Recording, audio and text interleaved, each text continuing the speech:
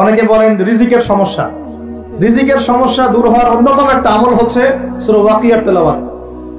রাতের বেলা কোন সূরা? ইযা ওয়াকাআতিল ওয়াকিয়া লাইসা লিওয়াকাআতিহা কাযিবা, এই সূরাটা তেলাওয়াত করবেন রাতের বেলা। আরো একটা সূরা আছে রাতে তেলাওয়াত করার জন্য, আলিফ লাম মিম সিজদা। আলিফ লাম মিম সিজদা, এটাও তেলাওয়াত করতে পারেন। তো যাই হোক, সূরা মুলকের প্রথম আয়াত আপনারা পাবেন তাবারাকাল্লাযী বিয়াদিহিল মুলকু ওয়া হুয়া আলা কুল্লি শাইইন কাদির। আমরা এটা পড়ি, শুধু খালি পড়ি, প্রত্যেক হরফে 10 নেকি হবে, এই জন্য পড়ি বেশিরভাগ মানুষ। কারণ বাংলাদেশের বেশিরভাগ মানুষ কোরআনের অর্থ জানে না। বাংলাদেশের 16 কোটি মুসলমানের আমার ধারণা 15 কোটি কোরআনের অর্থ জানে না। 1 কোটি মানুষ জানতে পারে যারা মাদ্রাসার সাথে সম্পৃক্ত আর কি। এই জন্য আমরা বলি যে যদি পাঠ্যপুস্তকে কোরআন শিক্ষাটা বাধ্যতামূলক থাকতো, তাহলে বাংলার 16 কোটি মানুষ কোরআনের অর্থ জানতো। এই কাজটা কি খারাপ হতো না ভালো হতো? শিক্ষামন্ত্রীকে এটা কে বুঝাবে? আপনারা বুঝাতে পারলে বুঝান, কে বুঝাবে? কারণ এই যাদেরকে দায়িত্ব আল্লাহ দিয়েছেন তাদেরকে এটা বুঝাবে কে? আমরা তো ছোট মানুষ। যদি নবী সাল্লাল্লাহু আলাইহি ওয়াসাল্লামের জীবনী সিরাত প্রত্যেকের পাঠ্যপুস্তকে বাধ্যতামূলক থাকতো, 16 কোটি মুসলিম জনগণ নবীর জীবনী জানতে পারত। এখন 16 কোটির মধ্যে 15 কোটি জানে না নবীর জীবনীতে কি হয়েছে। এটা তো বেসিক পড়াশোনা।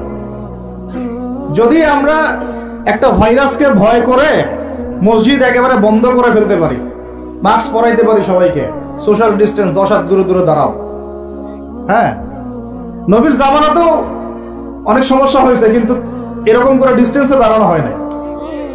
যাই হোক, এটা তো জাতিসংঘের আন্ডারে চলতেছে বিশ্বটা আর কি। তো এখন এটা যদি আমি চাপ দিয়ে করাতে পারি, তাহলে আমি পাঠ্যপুস্তকের মধ্যে নবীর সিরাত এবং কোরআন বাধ্যতামূলক করতে পারি না? এই যে আমরা যারা 15-20 বছর ইউনিভার্সিটিতে পড়েছেন, স্কুল কলেজ ইউনিভার্সিটি, এখানে কারা কারা পড়েছেন হাত তুলেন দেখি একটু। যারা অনার্স মাস্টার্স কমপ্লিট করেছেন বা পড়তেছেন এখনো, আপনারা আছেন কতজন? আছে অনেকে, হাত নামান। এখন আপনারা ভাই বাংলা পড়েছেন না? নজরুল, রবীন্দ্রনাথ, বঙ্কিমচন্দ্র, শরৎচন্দ্র ইত্যাদি ইত্যাদি। ইংরেজি পড়েছেন না? ব্যাকরণ, দাঁত ভাঙা ব্যাকরণ। বাংলা ব্যাকরণ পড়েছেন না? দাঁত ভাঙা, কারক, সমাস, বিভক্তি, হাবিজাবি। হ্যাঁ, এই হাবিজাবি দিয়ে আবার ইস্যু বানাই দিস না তোরা, মুশকিল কথা বলা এখন। এটা তো আমরা কথার কথা বলি আর কি। তারপরে কেমিস্ট্রি পড়েন নাই? হ্যাঁ, ফিজিক্স পড়েন নাই? বায়োলজি পড়েন নাই? তারপরে আমরা হায়ার ম্যাথ করতাম, জটিল জটিল সূত্রগুলো মুখস্থ করেন নাই? কত কি পড়েছেন। কিন্তু এই পড়াশোনাগুলো কেন করেছেন? সিলেবাসে ছিল আমাকে পড়তে হবে, যদি না পড়ি পরীক্ষায় পাস করতে পারবো না, পরীক্ষায় পাস না করলে রেজাল্ট আসবে না, রেজাল্ট না আসলে চাকরি পাবো না, চাকরি না পাইলে রিজিকের ব্যবস্থা হবে না, রিজিকের ব্যবস্থা না হলে বিয়ে শাদী হবে না, বিয়ে শাদী না হলে জীবনটাই বরবাদ। এই তো ফিলোসফি, তো এটাই, রাস্তা তো এটা না। এখন চাপ দিয়ে এত কিছু পড়লেন, বিসিএস কোচিং করেছেন অনেকেই চাকরির পরীক্ষা দিচ্ছেন, নিয়োগ বিজ্ঞপ্তির পরীক্ষা দিচ্ছেন, প্রাইমারি পরীক্ষা দিচ্ছেন, সবই পড়তেছেন। আমি নিজেও পড়েছি এগুলো আমার মুখস্থ ছিল সব। এখনো হয়তো ধরলে বলতে পারবো কিছু, যদি এগুলোর চর্চা আমরা বন্ধ করে দিয়েছি।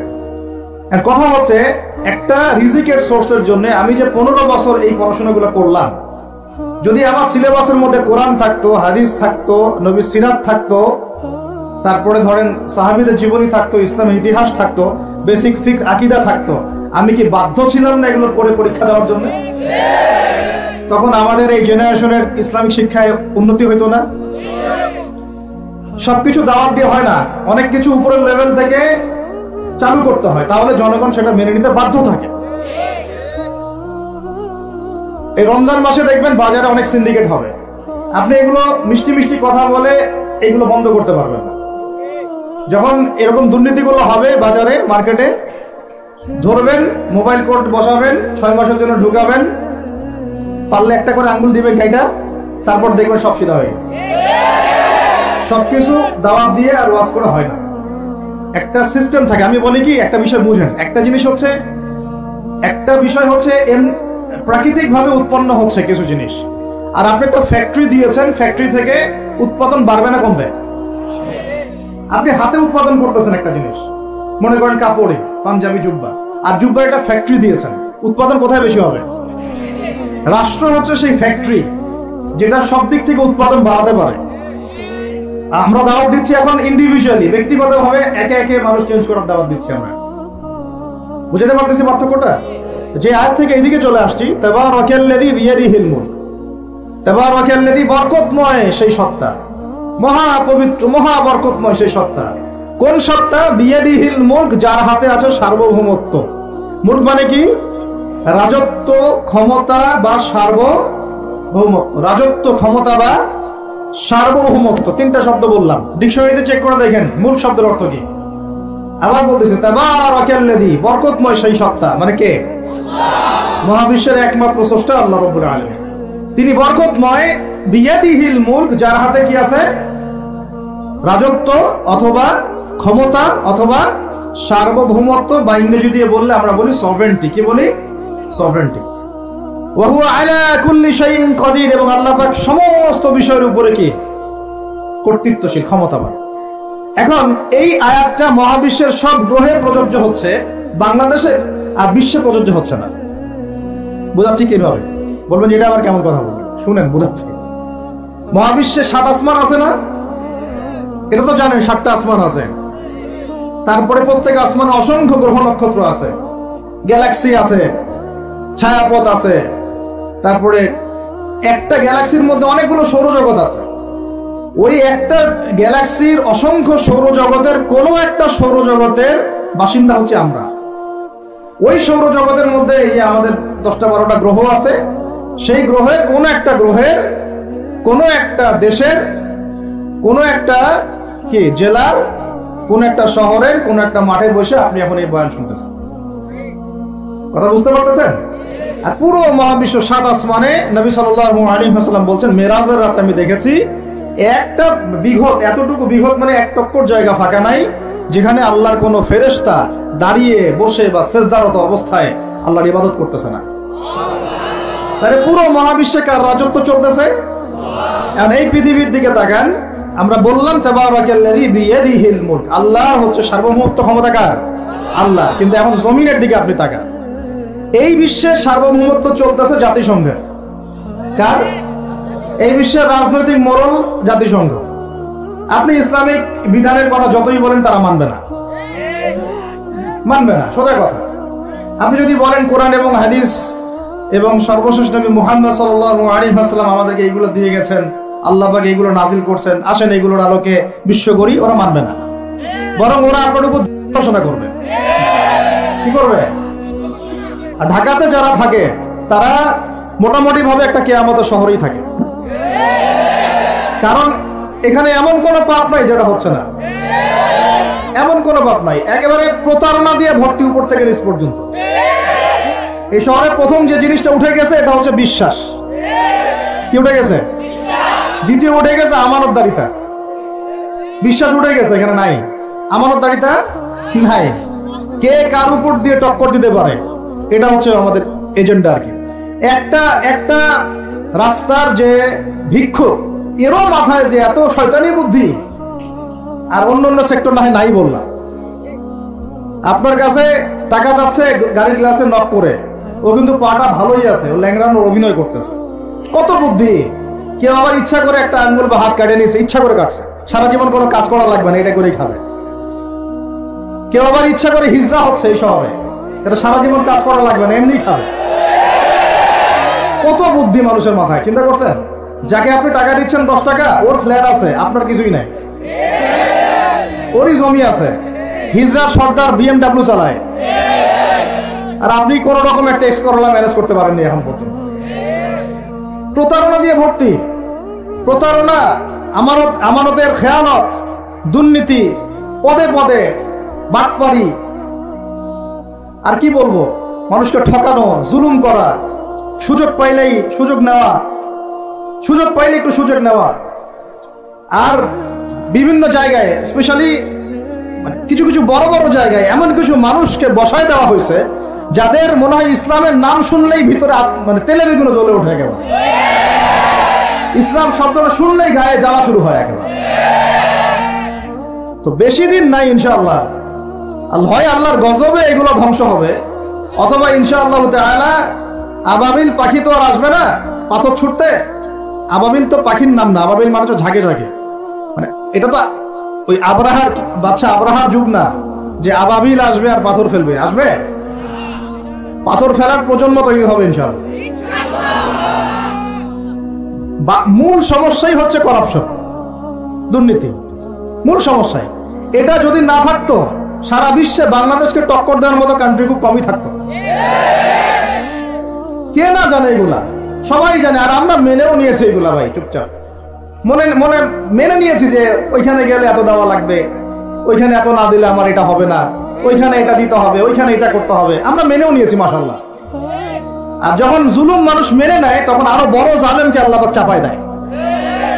এই জন্য আমাদের এই অবস্থা সংশোধন হচ্ছে না, ইল্লা মাশাআল্লাহ। আল্লাহ যে কবে করবেন আল্লাহ ভালো জানেন। তবে বিশ্বাস করেন, আপনারা বলেন যে এখন মুসলিম প্রধান দেশ, আমি একটা স্টেটমেন্ট দিয়ে দিচ্ছি এখন বসে বসে, এখন এটা হচ্ছে একটা মুনাফিক প্রধান দেশ। প্রমাণ করতে চাইলে আমার সাথে বসেন। মুনাফিকের আলামত যে কয়টা আছে, কি এক নাম্বার কি? কথা বললেই মিথ্যার উপর দাঁড়ায় আছেন সবগুলা। দুই নাম্বার, আমানত রাখলেই খেয়ানতের উপর খেয়ানত, খেয়ানতের উপর খেয়ানত। মনে করেন আমি একজন ইমাম সাহেব, আমি যদি আমার দায়িত্বের পালন ঠিক মতো না করে আমিও খেয়ানতকারী। এই যে লেকচার দিতে বসছি, এখন আমি যদি চিন্তা করি যে ডাইনে বামে কথা বলে সময় পার করে দেই, হক কথা বলার দরকার নাই, বললে আবার এটা সেটা, আমি হচ্ছে এখানে এই চেয়ারের খেয়ানতকারী। প্রত্যেকটা ক্ষেত্রে চলতেছে এগুলা। তিন নাম্বার হচ্ছে যখনই ওয়াদা করে কি করে বলেন তো? কয়জন ওয়াদা রাখি আমরা? কোন কোন সময় দেখা যায় অমুসলিম ওয়াদা রাখছে, মুসলমান রাখে নাই। দুধ কিনতে যাবেন, আমরা হিন্দু ভাইয়ের দোকান খুঁজতেছি, ও পানি মিশাবে না, আপনার কনফিডেন্স তৈরি হয়ে গেছে। মুসলমানের দোকানে যান না কেন? ও পানি মিশাবে। কি একটা অবস্থা, কি একটা অবস্থা। নবী সাল্লাল্লাহু আলাইহি ওয়াসাল্লাম একদিন এভাবে লেকচার দিচ্ছেন, মানে খুতবা দিচ্ছেন। একজন দাঁড়িয়ে বলছেন, সাহাবী, যে কবে কিয়ামত হবে ইয়া রাসূলুল্লাহ?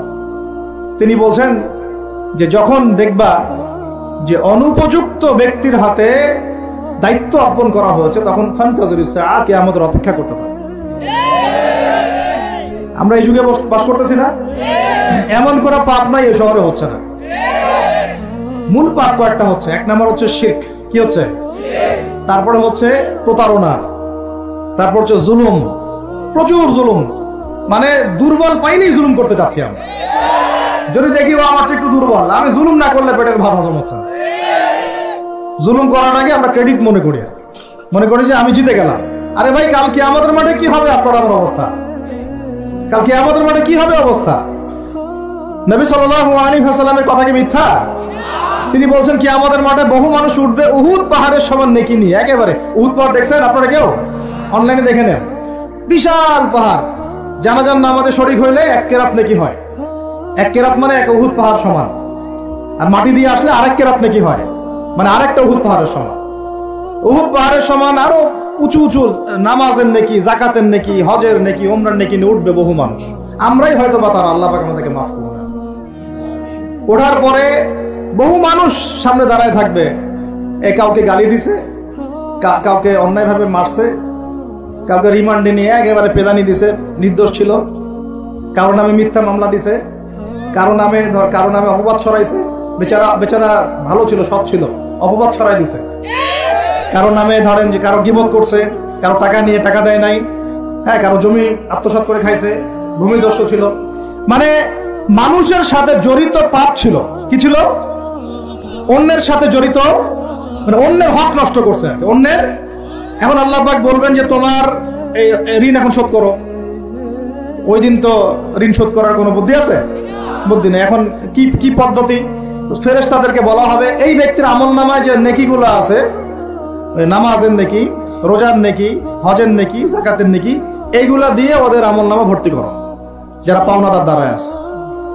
এই ভর্তি করতে করতে করতে করতে এক সময় দেখা যাবে এই ব্যক্তির আমলনামা ফাঁকা হয়ে যাবে।